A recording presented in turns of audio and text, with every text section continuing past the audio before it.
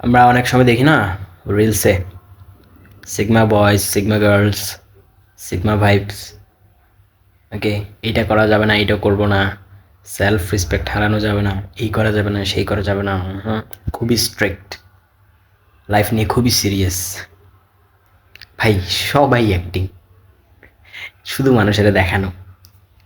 কেমনে কই, if you really don't give a shit about any kind of shits, then why are you still thinking about this?